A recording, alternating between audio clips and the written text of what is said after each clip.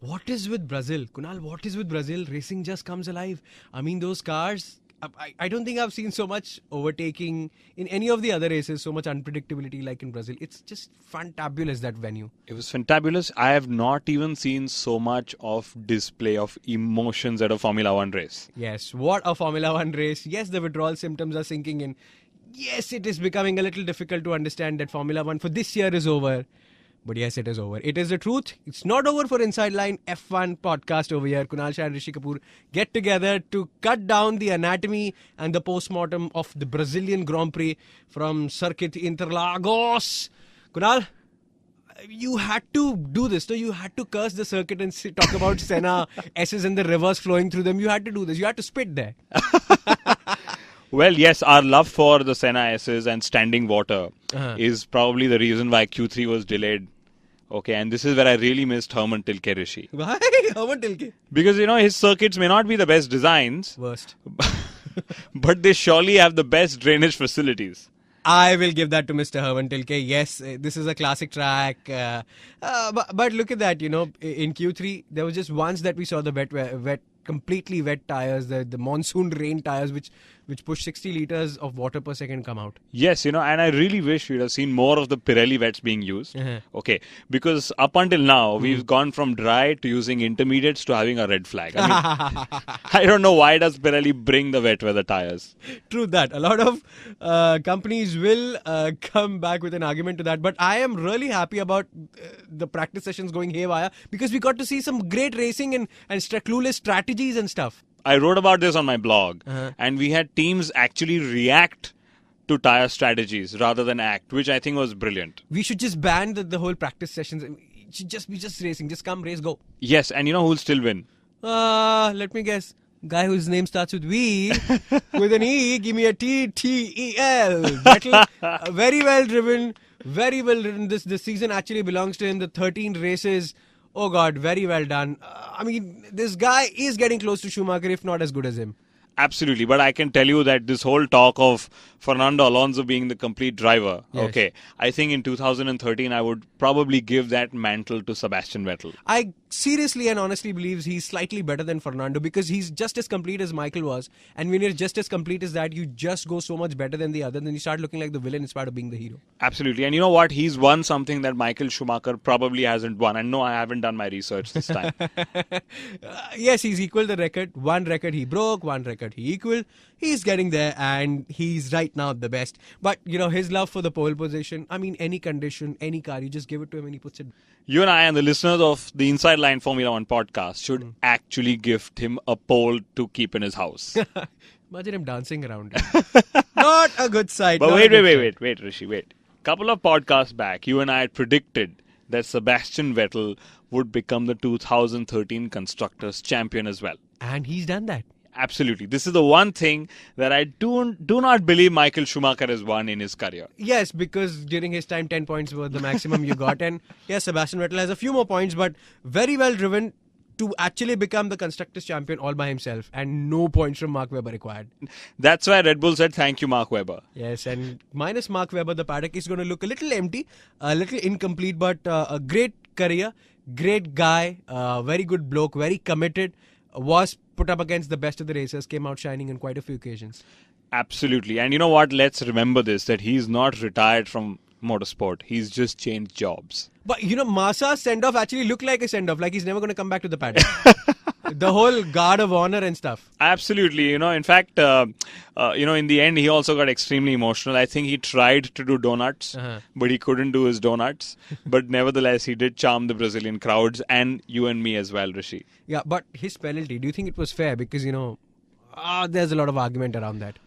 Well, let me put it this way. The FIA had made their stance extremely clear during the practice session. So it's not that the drivers didn't know of it. Correct. Okay, so while my heart does go out to him because it was his last race for Ferrari and Alonso said that he would move over to get Massa onto the podium. Mm-hmm. Okay, but I somewhere believe the FIA was being extremely neutral out there.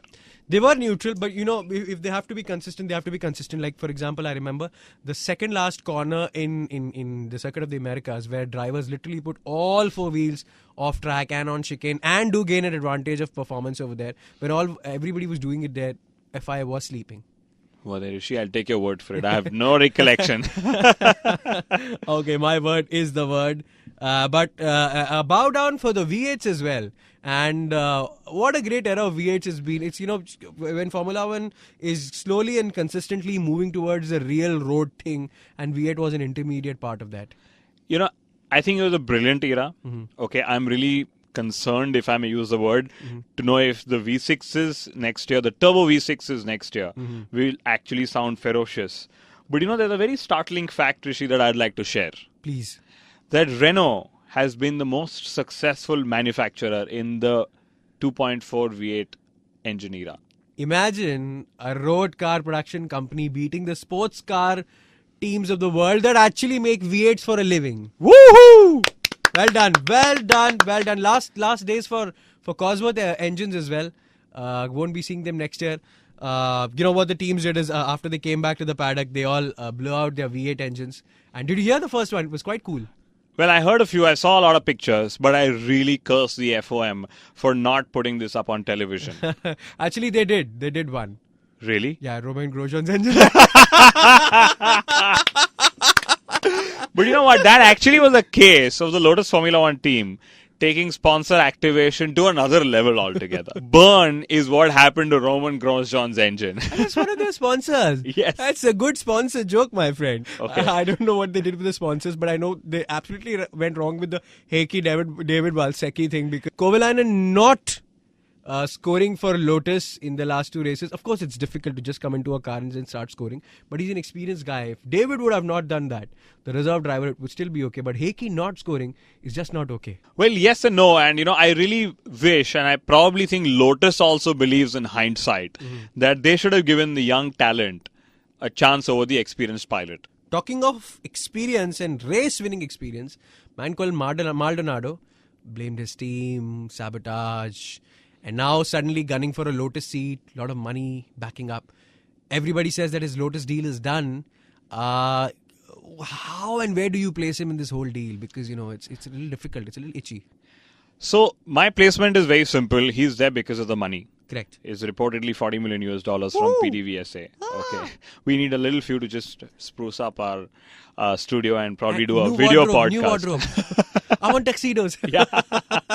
Okay. And it's going to be a little unfortunate if he takes a seat in a car and blocks actual talent coming in. But given the entire global scenario in Formula 1, it's not really unheard of, Rishi.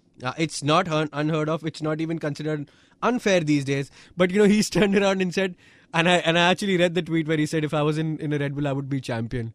Woohoo! Everybody retweeted just while retweeting, they added a ha ha ha before that. Or an LOL. Or did people say -1 or -N before the retweet? But yesterday, sticking to the race, driver of the day. I would say Jenson Button. I would say the same. Yes, and Sergio came very close. What do you think of the Sahara Force India F1s? Because, you don't know the driver lineup next year. I believe Adrian Suttel's comeback has been sort of successful in its own way.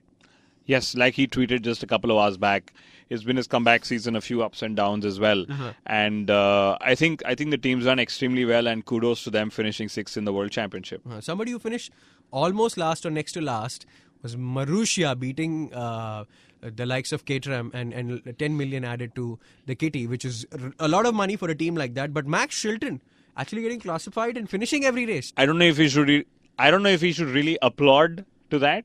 Okay, because he's been a couple of seconds off pretty much almost every lap. So by the time he's 5 laps into the race, he's racing all by himself. Who's he going to crash into? The air.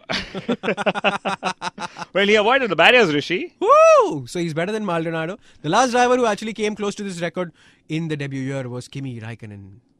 Was it? Yes. And he got into the backside of John Alesi. Somebody can wiki that and prove this man wrong. I'd love to see that. Not happening this time. Team of the weekend in Brazil was? I would say McLaren. Okay, both their cars started really low outside top 10 types. Yeah, one of the drivers had a penalty.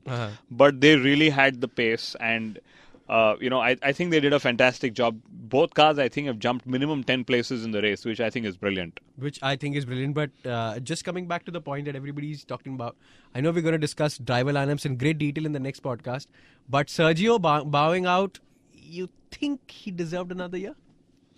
I would say so, Rishi, and I really think he needs another chance as well. Yeah. McLaren also becoming the most successful team this year, not because of points, not because of the kudos they got on track, but because of the fact that all their cars, both their cars, got classified every single race this season, which means they minimum did 90% of the race, and that is a record in its own way. Yes, the statistics say 99.17% of all laps in the race, something of that sort, which I think is extremely amazing. Kunal Hats is my off, and man. Woo. And their next year's team principal could be the man that I'm going to be discussing now. Ross Brawn could be moving over to McLaren. The biggest rumor in the paddock, bigger than most of the driver jumps and pumps. Absolutely. There's rumor he's going to go to McLaren Honda. There's rumor, and Stefano Domenicali has said that he would step aside to get Ross Brawn back in the Ferrari fold. Okay, so I would really love to see if Mercedes is able to hold on to him because he has managed to get their cars up to P2 this season. Which is great. Which I think is brilliant. They beat Ferrari, and I think that's really amazing. And the best thing about Lewis is when he came to Mercedes and he didn't know what kind of a car would be. McLaren hasn't won this year, and he did actually manage to sneak in the Hungarian Grand Prix. Absolutely.